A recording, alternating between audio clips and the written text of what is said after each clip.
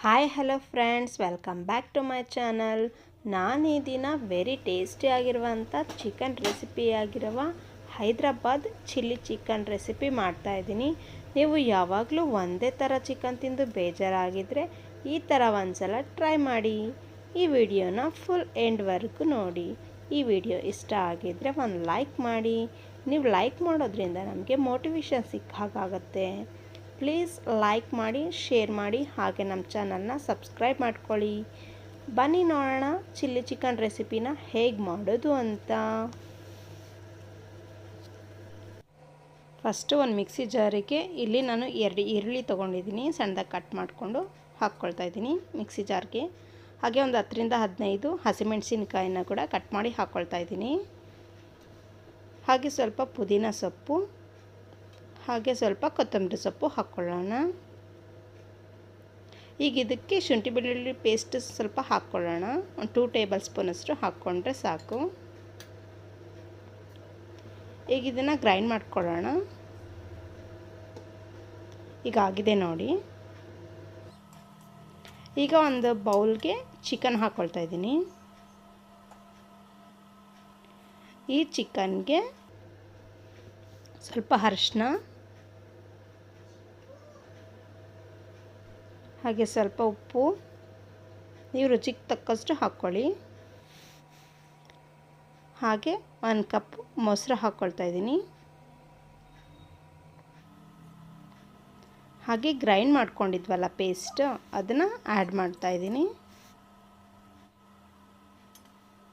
ಈಗ ಇದನ್ನು ಚೆನ್ನಾಗಿ ಮಿಕ್ಸ್ ಮಾಡ್ಕೊಳ್ಳೋಣ.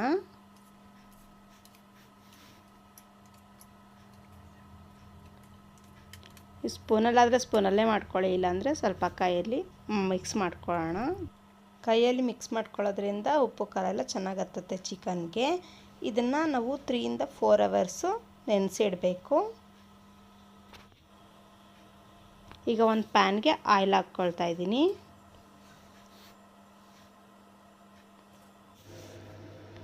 ಇದಕ್ಕೆ ಒಂದು 5-6 ಹಸಿಮೆಣಸಿನ್ಕಾಯಿ, ಹಾಗೆ ಒಂದು ಈರುಳ್ಳಿ ಕಟ್ ಮಾಡಿ ಹಾಕ್ಕೊಳ್ತಾ ಇದ್ದೀನಿ. ಈರುಳ್ಳಿ ಚೆನ್ನಾಗಿ ಫ್ರೈ ಆಗಿದೆ. ಈಗ ಇದಕ್ಕೆ ನಾವು ಚಿಕನ್ನು ಕಲಸಿಟ್ಕೊಂಡಿದ್ವಲ್ಲ ಅದನ್ನು ಆ್ಯಡ್ ಮಾಡ್ಕೊಳ್ತಾ ಇದ್ದೀನಿ.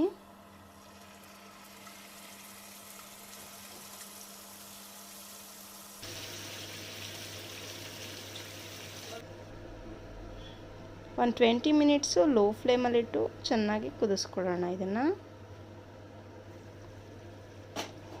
ಈಗ ಇದಕ್ಕೆ ಧನಿಯಾ ಪೌಡರು, ಹಾಗೆ ಗರಂ ಮಸಾಲ, ಹಾಗೆ ಮೆಣಸಿನ ಪೌಡ್ರು, ಹಾಗೆ ಖಾರ ಪೌಡರು. ಈಗ ಇದನ್ನು ಚೆನ್ನಾಗಿ ಮಿಕ್ಸ್ ಮಾಡ್ಕೊಳ್ಳೋಣ.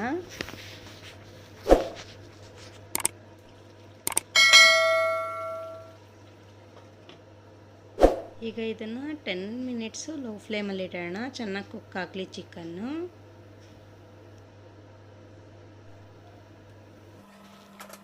ನೋಡಿ ಫ್ರೆಂಡ್ಸ್, ಹೈದರಾಬಾದಿ ಚಿಲ್ಲಿ ಚಿಕನ್ ರೆಡಿಯಾಗಿದೆ. ಚಿಕನ್ ಕೂಡ ಚೆನ್ನಾಗಿ ಬೆಂದಿದೆ. ಈಗ ಇದನ್ನು ಒಂದು ಪ್ಲೇಟ್ಗೆ ಸರ್ವ್ ಮಾಡ್ಕೊಳ್ಳೋಣ. ಚಿಲ್ಲಿ ಚಿಕನ್ ಹೇಗೆ ಸಿಂಪಲಾಗಿ ಮಾಡೋದು ಅಂತ ನೋಡಿದ್ರಲ್ಲ ಫ್ರೆಂಡ್ಸ್. ನೀವು ಕೂಡ ಮನೇಲಿ ಒಂದ್ಸಲ ಟ್ರೈ ಮಾಡಿ, ಹೇಗಿತ್ತು ಅಂತ ಕಾಮೆಂಟ್ ಮಾಡಿ. ಈ ವಿಡಿಯೋ ನಿಮಗೆ ಇಷ್ಟ ಆಗಿದ್ದರೆ ಒಂದು ಲೈಕ್ ಮಾಡಿ, ಶೇರ್ ಮಾಡಿ, ಹಾಗೆ ಈ ಥರ ವೀಡಿಯೋಸ್ನ ನೋಡಬೇಕು ಅಂದರೆ ನಮ್ಮ ಚಾನಲ್ನ ಸಬ್ಸ್ಕ್ರೈಬ್ ಮಾಡ್ಕೊಳ್ಳಿ ಫ್ರೆಂಡ್ಸ್. Thank you.